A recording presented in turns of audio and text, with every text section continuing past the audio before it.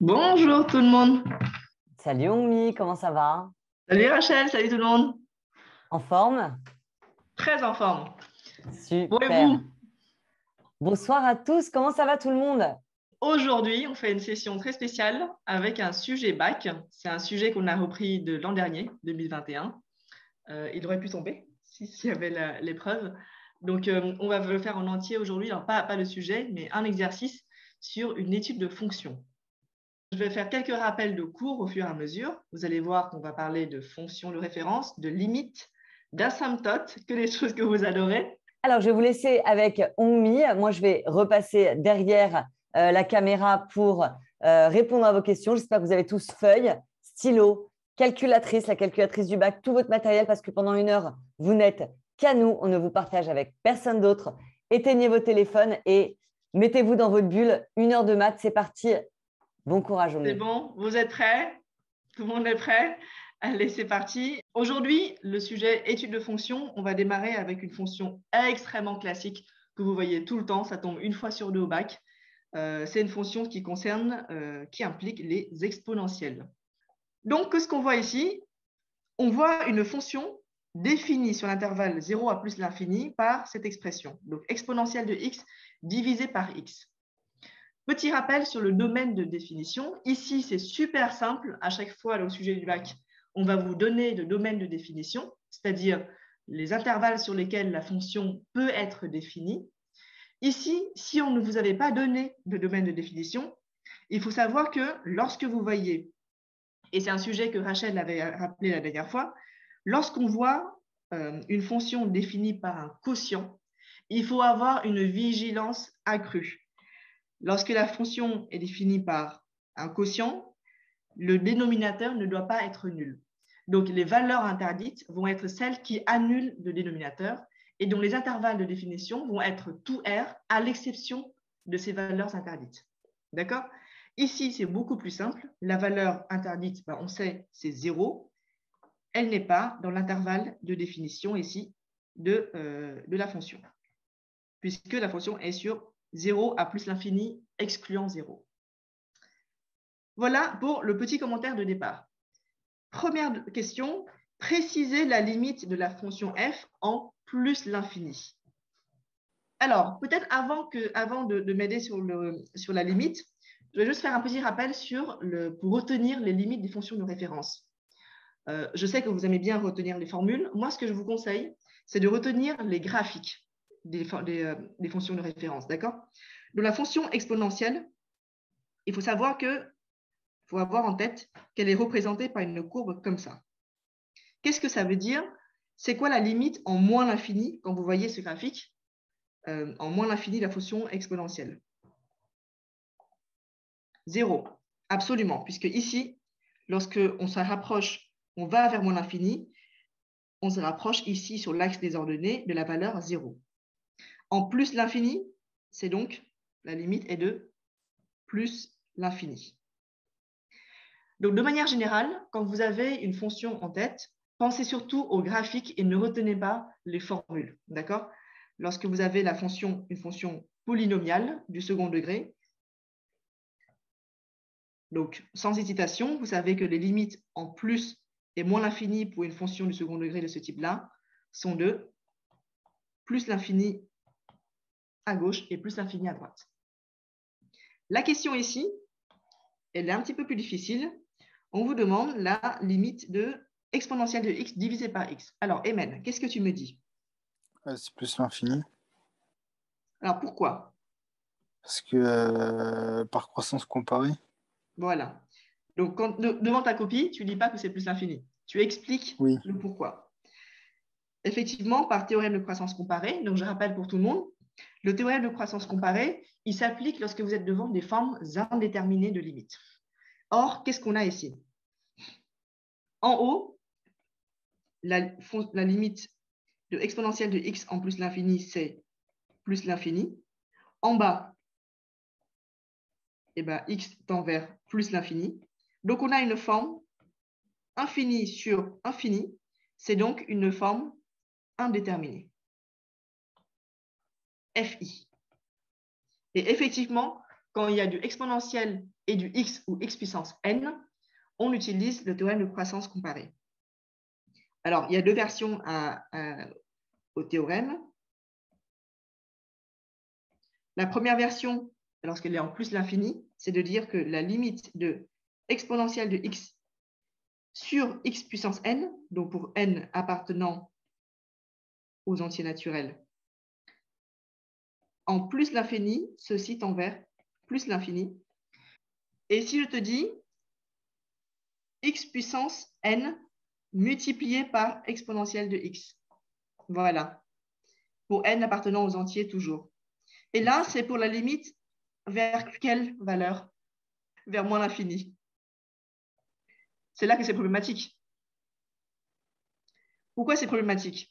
Puisque dans un premier cas ici, exponentielle va tendre vers plus l'infini, vers 0, et x puissance n va tendre vers moins l'infini.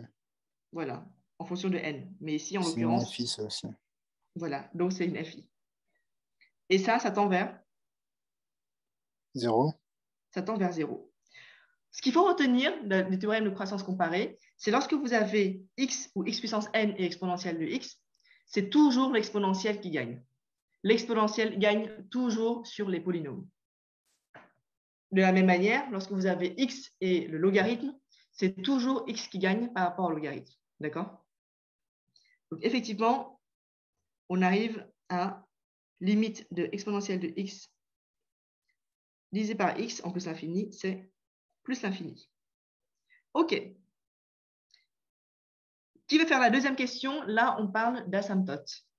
Je vous rappelle quelques principes sur les asymptotes.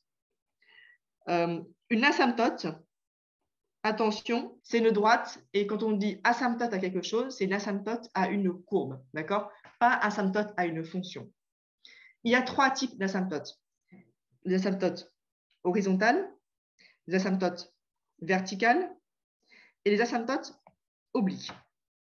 Ce qu'il faut retenir, c'est, pour vous en terminale, c'est horizontal et vertical. Les obliques, aujourd'hui, elles ne sont plus vraiment dans le programme.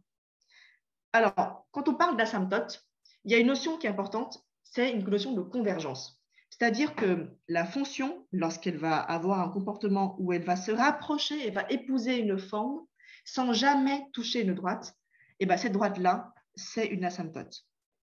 Elle ne touche jamais la droite.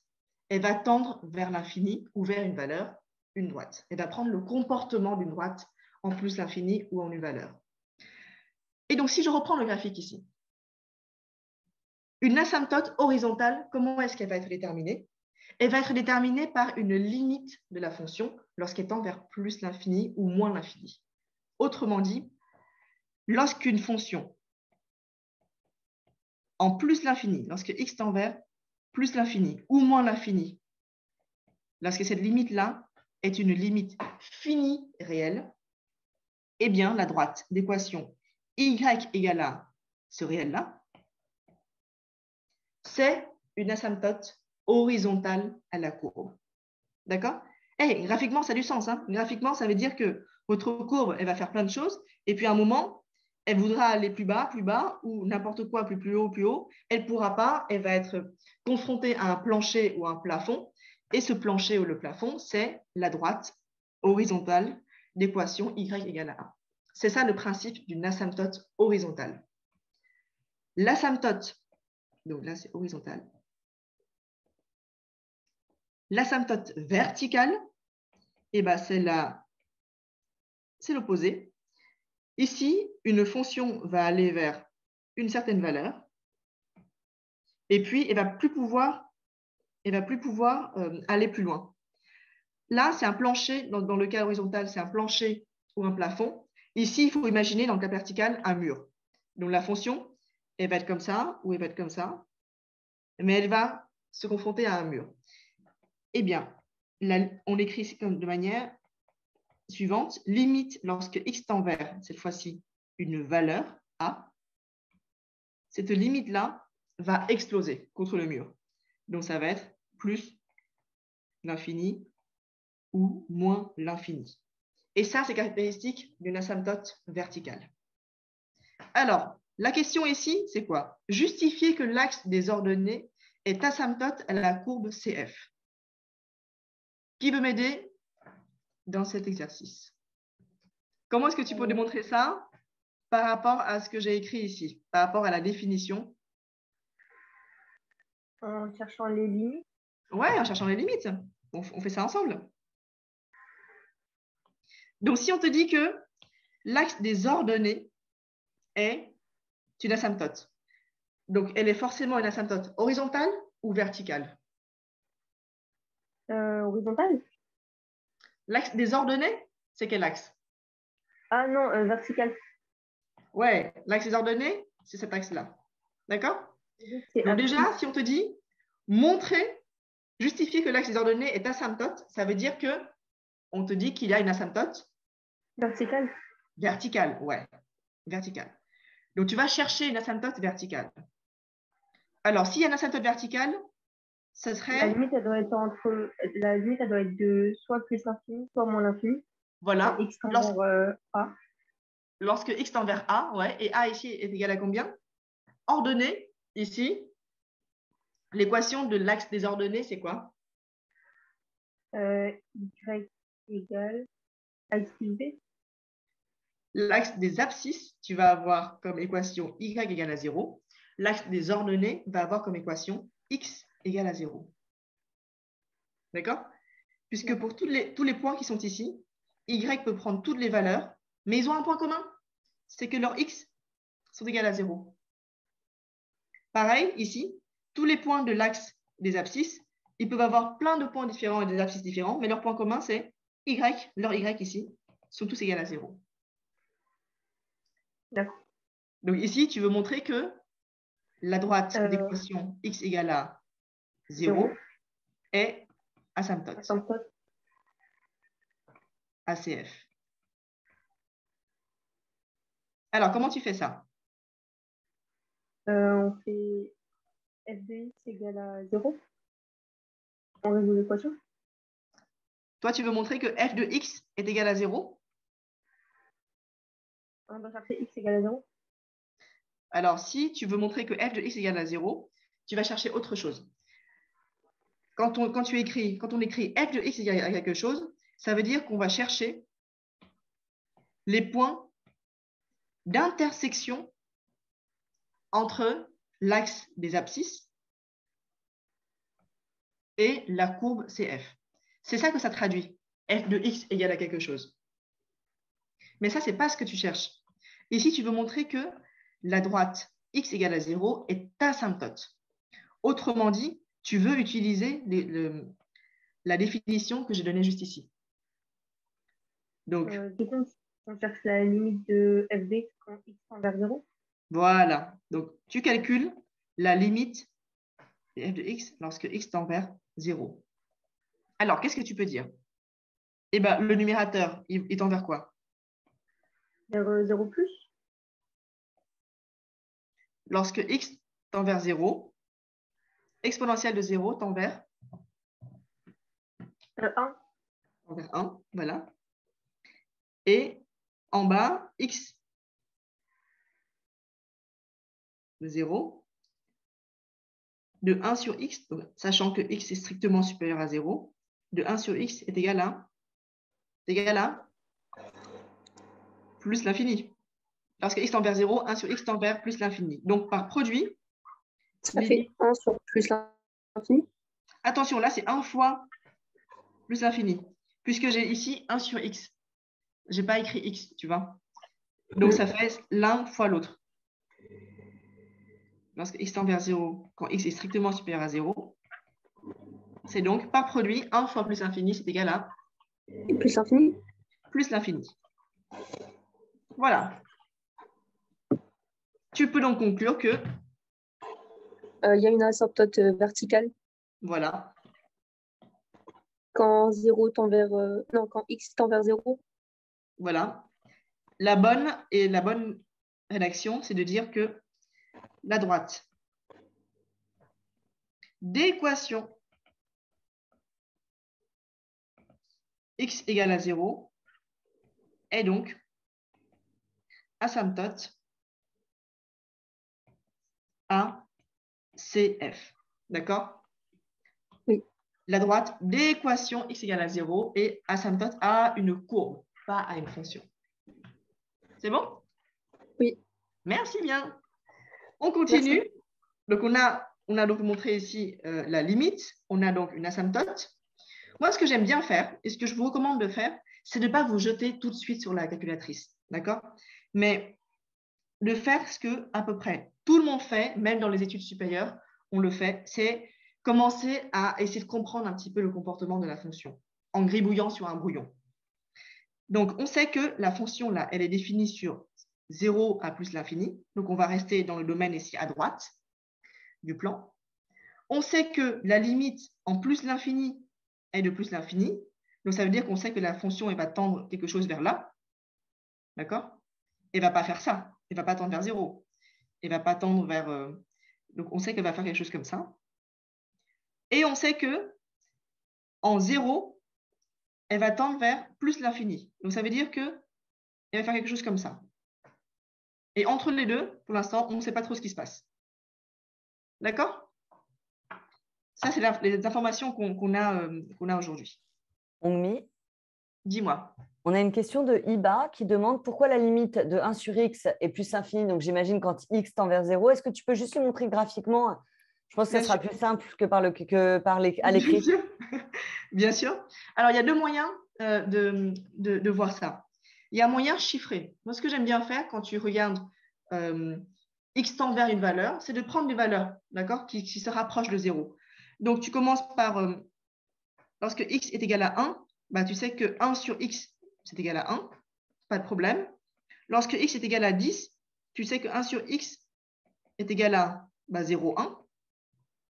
Et puis, si tu prends x est égal à 1000, 1 sur x devient de plus en plus grand ou de plus en plus petit?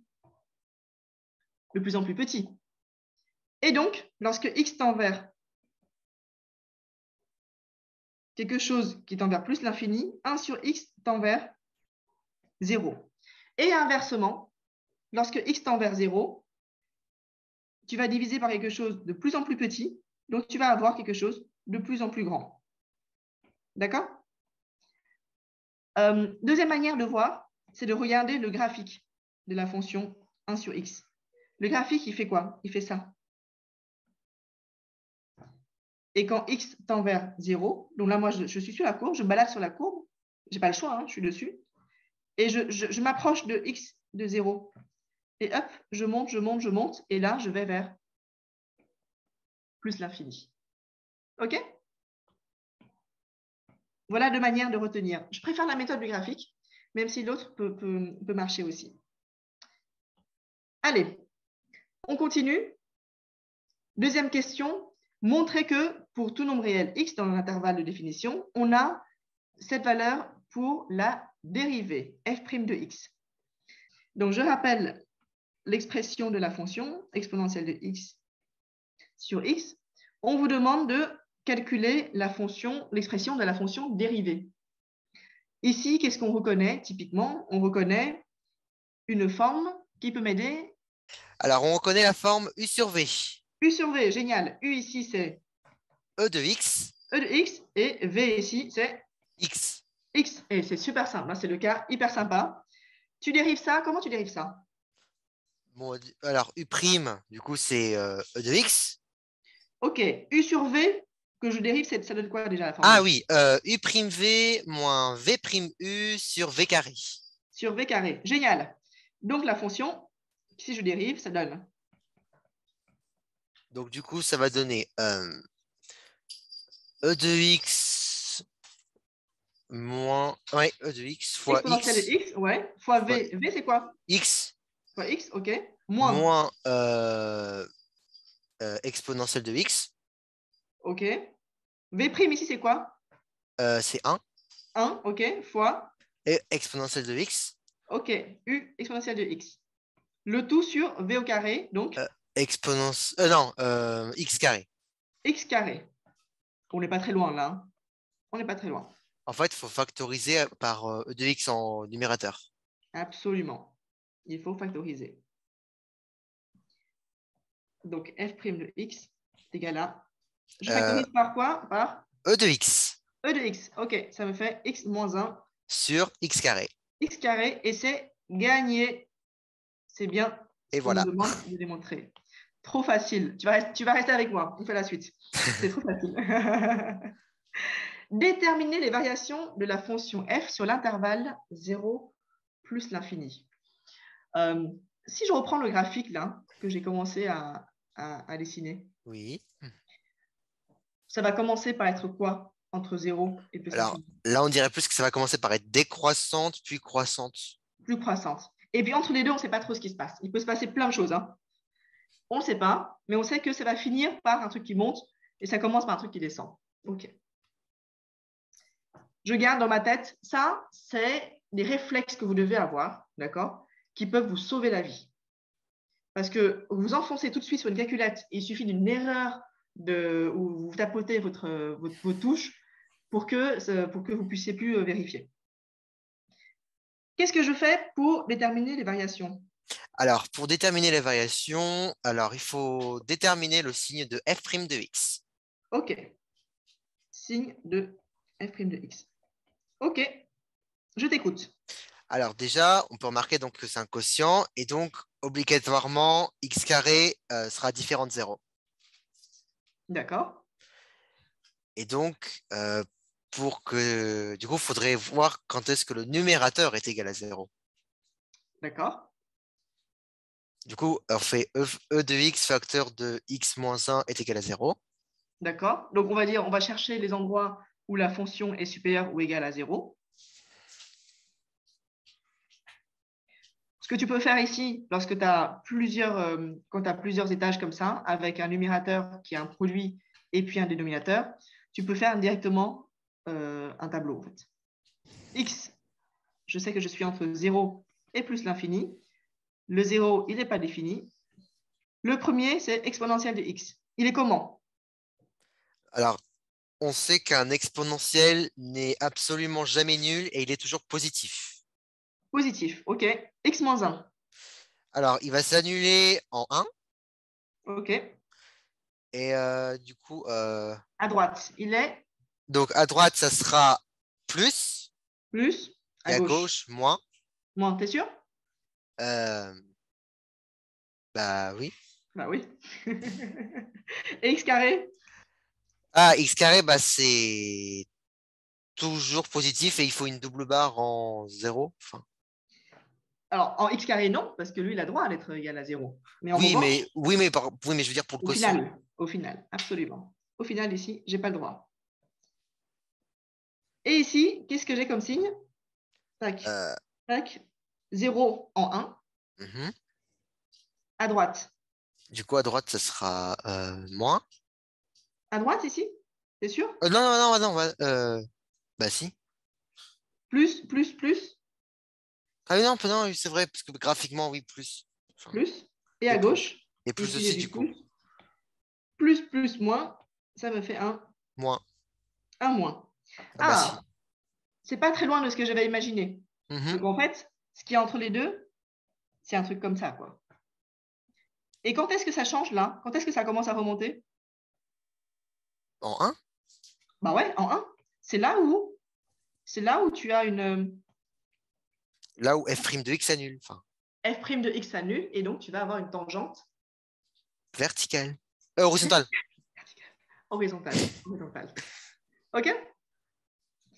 Et donc là, déjà, vous avez le graphique. Rien qu'avec ça, on peut dessiner avec ces éléments. Bon, bah, faisons maintenant la question suivante. Déterminer les variations de la fonction. On établira un tableau de variation de la fonction dans lequel apparaîtront les limites. Bon, bah, une fois qu'on a ça, c'est relativement facile, puisqu'on a le signe de f'. Hop. Je peux le remettre hein, si j'ai envie. Je n'ai pas obligé.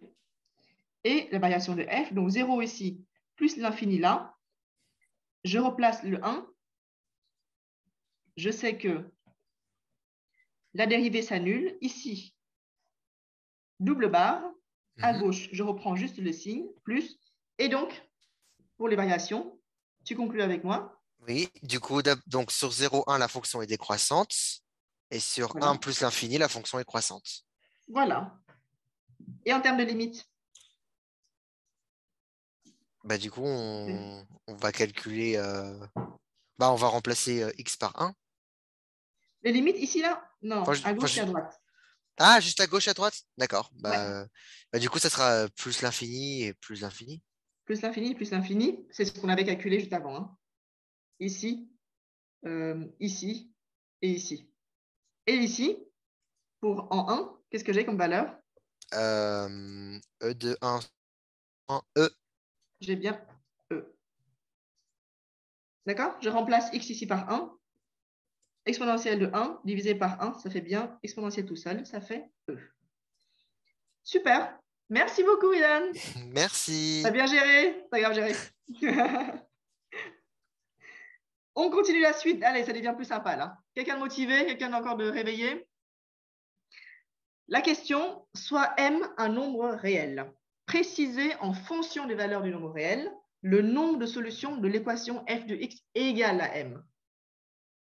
C'est quoi l'équation fx égale à M? C'est quoi graphiquement? Qu'est-ce que ça veut dire? Donc, je redessine la courbe de la fonction. On avait dit qu'elle faisait quelque chose comme ça. Hop. Elle atteint ici en 1. Ici étant vers plus l'infini. Là étant vers plus l'infini. Là étant vers plus l'infini. La question, c'est résoudre donner le nombre de solutions de l'équation f de x égale à m, m étant un réel, en fonction du réel. Ce sont les points d'intersection entre la courbe CF et la droite d'équation y est égal à n. Absolument. C'est ça. Oui. Absolument. Si vous vous souvenez de ce que j'avais dit avant, on avait dit que lorsque on cherche à résoudre f de x égale à 0, c'était comme si on cherchait à résoudre l'intersection entre CF et la droite d'équation y égale à 0. Oui. Et donc ici, si on cherche à résoudre f de x égale à m, et bien c'est pareil, sauf que ce n'est pas 0, ce sera y égale à m. Pareil. Combien il y a de cas? Combien il y a de cas ici? Il y a 2 cas. Il y a 2 cas, lesquels? Quand m est égal à e, m est égal à e, ok? et quand m est plus de e, D'accord. et plus grand que e. Donc de égal à e E. vers plus l'infini. Il n'y a pas un troisième cas? Graphiquement, où est-ce que je peux me balader? Je peux me balader partout. Ah oui, oui. Oui, c'est vrai. Et je peux être aussi ici. Oui, donc il y a 3 cas. J'ai oublié Il y a le 3 troisième. cas. Oui. Donc M est supérieur à E. D'accord? La droite Y égale à M va couper combien de fois? 2 fois. 2 fois. Lorsque Qui sont positifs. Y égale à E, ça va couper combien de fois? Une fois. Une fois. Et ici, Ça ne va pas couper. Donc il n'y a pas de solution. M strictement inférieur et M égale à E. C'est purement de la lecture graphique. 2 solutions, une solution, 0 solution. En fait, j'ai une question. Est-ce qu'on doit préciser les signes des solutions? Est-ce qu'il est positif ou négatif? Est-ce que la question est sur le signe? Non. Non. Donc, d'accord. Ici, en réalité, pour répondre dans la rédaction de l'exercice, vous allez prendre le tableau de variation, d'accord? Dans votre rédaction. Oui. Parce que normalement, vous n'avez pas encore la courbe. Et vous allez utiliser d'après le tableau de variation et puis vous expliquer ces solutions-là. Oui, mais Okay? c'est plus facile avec la courbe. Ah bah oui, ça, je ne te fais pas dire. Donc, c'est pour ça qu'il faut toujours faire la courbe. Oui. Toujours, sur ton brouillon. Ce que vous ne faites jamais, d'ailleurs. Allez, on continue. Est-ce que tu as envie de faire la suite ou pas avec moi? Je vais essayer. Ah ouais, allez, je te sens motivée là. On note delta, la droite d'équation y égale à moins x. Et on note A, un point éventuel, un éventuel point de CF d'abscisse A en lequel la tangente à la courbe CF est parallèle à la droite delta. Je vous laisse à tous réfléchir pendant 1 minute sur cette question. La question étant, montrer que A est solution de l'équation, de cette équation-là. 1 minute chrono.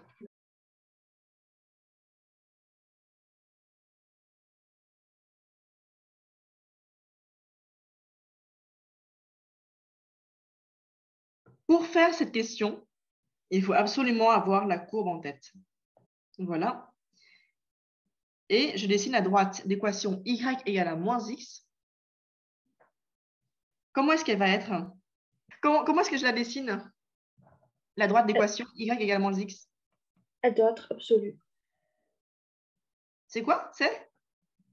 En fait, elle doit passer par le point d'intersection. Non, par le point de 0, 0. Ouais. Hop. Ça va être cette droite-là. Voilà, c'est ça. Voilà. OK, ça c'est la droite delta. Et on vous dit, on considère un point A, un éventuel point de CF, d'abscisse A, en lequel la tangente à la courbe CF est parallèle à la droite delta. D'accord? Il y a deux notions ici. Il y a la notion d'une tangente à la courbe CF et il faut que cette tangente soit parallèle à la droite delta.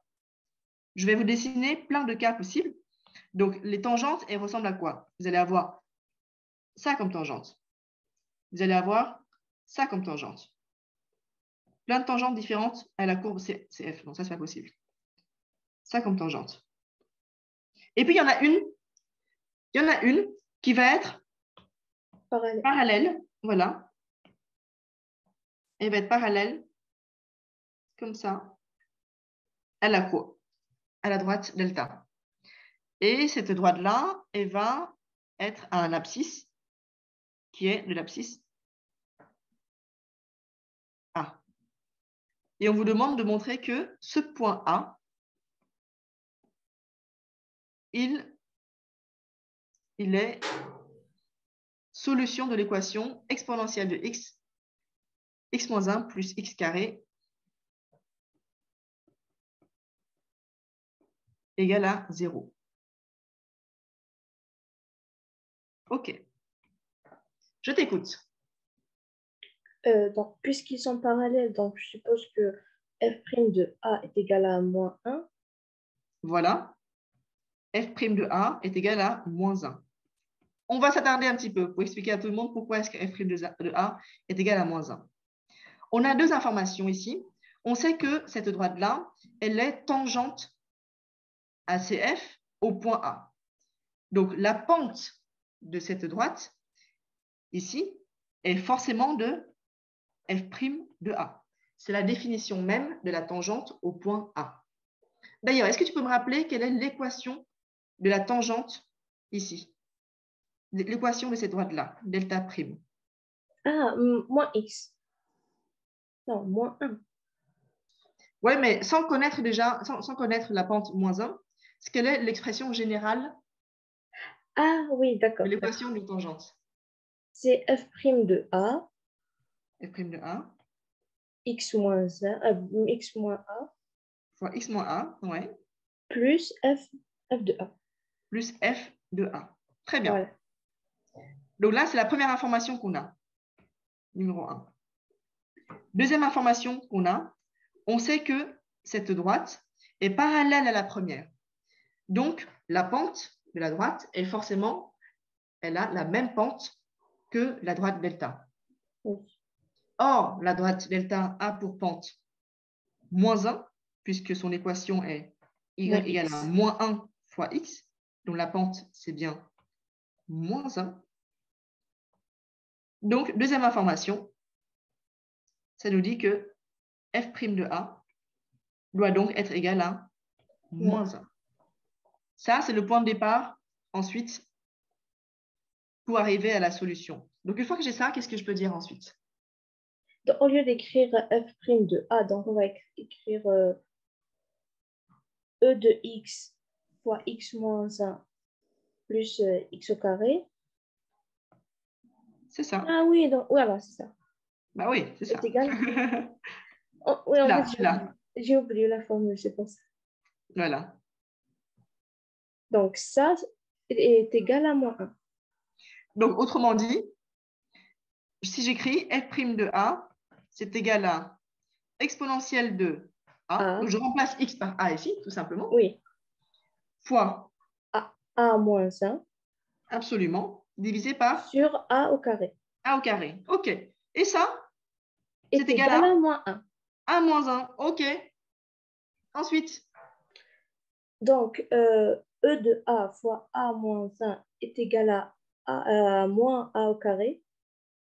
est égal à moins a au carré. OK. J'ai simplement remonté a ici. Oui. Je multiplie par a au carré dans les deux sens.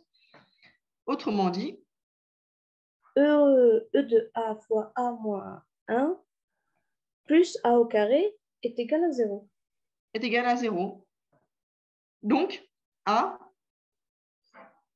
doit bien être solution de cette équation-là, où en fait, c'était x dans l'expression. Donc, a est solution de cette équation. Je ne l'écris pas ici, vous l'écrivez bien sur vos copies. Dernière question. On note g, la fonction définie par exponentielle de x fois x moins 1 plus x carré. On admet que g est dérivable, très important. Et on note g', sa fonction dérivée. Calculer g' de x pour tout nombre réel x et dresser le tableau de variation de g. Alors, dérivons. Donc là, on doit utiliser la formule U fois V. Ouais, c'est ça. Alors, je réécris. G de x, c'est exponentielle de x fois x moins 1 plus x au carré.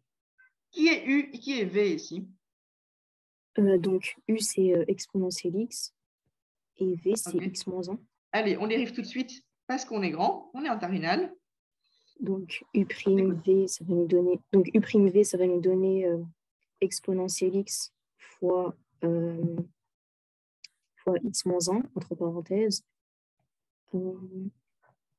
plus UV', donc x moins 1, x moins 1 fois 1, donc x moins 1. X moins 1 fois, ouais. Fois 1. Et ici, ça va être U fois V', donc ça va être exponentielle de x fois 1. Et plus 2x. 1 plus 2x. OK, tout ça, ça fait... Du coup, on met sous facteur et ça donne exponentielle x fois x moins 1 plus 1 plus 2x. OK. Et ça donne x exponentielle x plus 2x. Absolument. X exponentielle de x plus 2x. Super. Génial. Donc, on continue. Allez, tu restes avec moi. Dresser le tableau de variation de G. Alors, le signe de G'. Qu'est-ce que tu peux dire? Donc déjà, exponentielle x, c'est toujours positif. D'accord. Donc, sur 0 à plus l'infini. G est défini sur 0 inclus. Hein. Donc, tu me dis que exponentielle de x est toujours positif. OK. Et comme x, c'est strictement, enfin, c'est supérieur à 0. Ouais. Donc, 2x, ça sera aussi positif. Et x, exponentielle x, ça sera aussi positif. OK. Et 2x supérieur à 0. Donc, G' de x x supérieur positif. à 0, voilà. Sur 0 à plus l'infini. Même pas besoin de faire un quelconque calcul. C'est super. Génial. Donc, on continue. Là, c'est l'autoroute vers le tableau. Je fais mon tableau de variation. Je commence avec mon étage x. Ici, la fonction est dérivée est définie entre 0 et plus l'infini. G' de x, qu'est-ce que j'ai comme signe? Donc, plus. plus, partout, partout, partout. Et G est donc Croissante. croissante. D'où à où? En plus l'infini, ça tend vers quoi, ce machin-là? Vers plus l'infini. Vers plus infini. Exponentielle tend vers Plus l'infini. plus infini. X moins 1 tend vers Plus l'infini. OK. Tout le monde tend vers plus l'infini. Tout le monde se multiplie ou s'additionne. Là, il n'y a aucun problème. C'est la fête. Tout le monde donc tend vers Plus l'infini. plus l'infini. Et en 0, qu'est-ce que j'ai? Donc, exponentielle x, donc ça va me donner 1 fois x moins 1, donc J'ai 2 moins 0. Moins 1 plus plus 0. 1. Ah oui, plus 0, pardon. Donc, c'est égal à 0. 0, OK. 0 moins 1, ça fait Moins 1. moins 1, OK. Moins 1 multiplié par exponentielle de 0, ça vaut 1. Ça vaut 1? C'est sûr? Oui. OK, ça vaut 1. Égal à moins 1. OK, c'est moins 1 ici. OK. On part de moins 1, on va vers plus l'infini. Dernière question. Allez, on est pile dans les temps, c'est super. Maintenant qu'on a le tableau de variation, on te demande de montrer qu'il existe un unique point A en lequel la tangente à CF est parallèle à la droite delta. Je te rappelle qu'on avait dit que A est solution de l'équation de ceci. Ce machin-là, on l'avait posé comme l'expression de la fonction G. Autrement dit, on te demande quel est le nombre de solutions que G de x égale à 0 en tant qu'équation A. Une seule. Pourquoi? Comme tout à l'heure, on a calculé, ça donnait 0. Et enfin, je ne sais pas trop comment expliquer. On avait dit que A est solution de l'équation. De l'équation G de x égale à 0. Et ici, il faut montrer que A est unique. A est une solution unique. Quand est-ce que G de x est égal à 0? Où est-ce que je positionne G de x égale à 0? Là, G, il vaut 1 ici. Là, il vaut plus l'infini. Du coup, il y aura forcément une seule solution. Comme Voilà. la courbe, elle est continue et croissante. Continue et strictement croissante. Ici, il y a bien une unique solution ici, qui est A, la solution. OK? Oui. Donc, on applique effectivement TVI sur la fonction G. Est-ce que c'est bon pour tout le monde? Est-ce que tout le monde a suivi l'exercice jusqu'au bout? Donc, Voilà. on se retrouve semaine prochaine, même heure, même personne. Et bon, bah, parlez autour de vous, partagez en story, partagez en post. Et puis, si vous avez des Faites-nous questions... des TikTok. Il paraît que c'est la mode, le TikTok. Nous, on n'est pas doués, on est trop vieilles, nous, pour tout ça. Mais vous, vous êtes bons là-dessus. Alors, faites-nous des TikTok. Parlez de nous. Allez, bye bye à tous. Très bonne Allez, bonne soirée. soirée. Salut. Bye bye.